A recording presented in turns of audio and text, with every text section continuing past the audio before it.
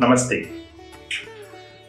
Today, let us discuss about a very important aspect in our life, which is about evidences or Pramaan. We all like to be scientific, isn't it? We all like to believe or not believing in something based on evidence. And that's what our Shastras actually tell us. These evidences in our Shastras is referred to as Pramaan. Pramans are of three types. The first type of Pramaan is your Pratyaksh Pramaan. What does Pratyaksh Pramaan mean? So Pratyaksh Pramaan means the way you gain knowledge through your five senses. So when you see something, you feel completely convinced that, hey, listen, I saw it with my own eyes. Isn't it? That's Pratyaksh Pramaan. When you, for example, you have a sweet, right? You have a rasgulla. Now, only when you have that rasgulla, you're completely convinced that it is sweet. Similarly, when you smell something, you are completely convinced that this is the exact odor. So all this comes under Pratyaksh Pramaan, wherein we gain knowledge or there is an evidence based on our sense organs. The second type of Pramaan is the Anuman Pramaan. Now what does Anuman Pramaan mean? Anuman means estimation. So for example, if you see smoke, you for sure know there is fire. Why do you know that?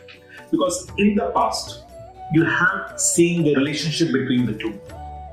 Isn't it? So even now, though you haven't really seen fire, if you just see the smoke coming out of a far distance, you know pretty much for sure that there is fire out there. Similarly, if you see black clouds, right, out there in the sky, you pretty much for sure know that it will rain very soon.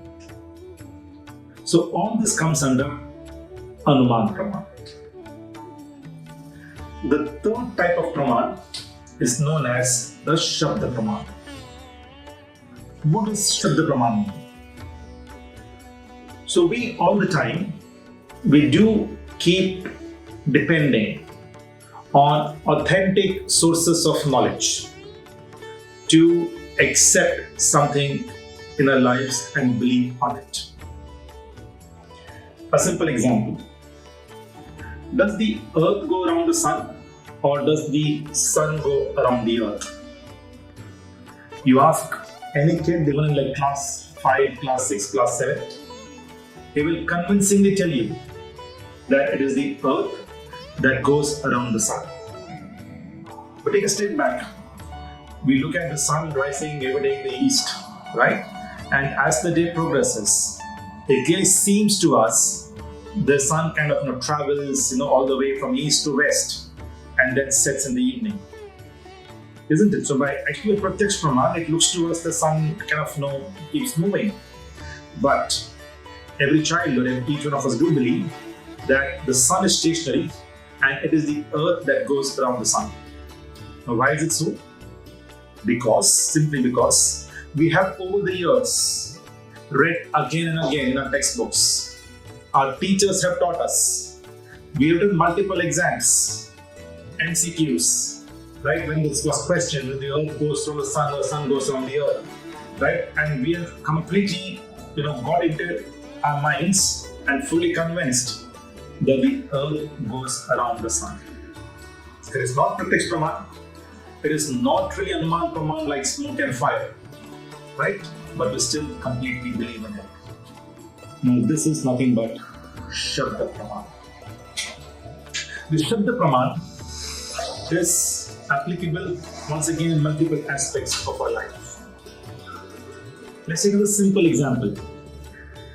You are not at home and you call home and your 10-year-old son picks up the phone and he tells you, hey listen, a certain relative came home. Will you believe it? Most probably yes, isn't it? Because you have no reason to believe otherwise. Your son tells you something and you believe that the person came home. This once again is Shabda Pramaan.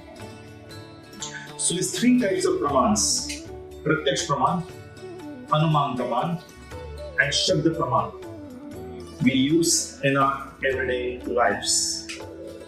These 3 types of Pramaans also are applicable to understand about spirituality, to understand about Dharma.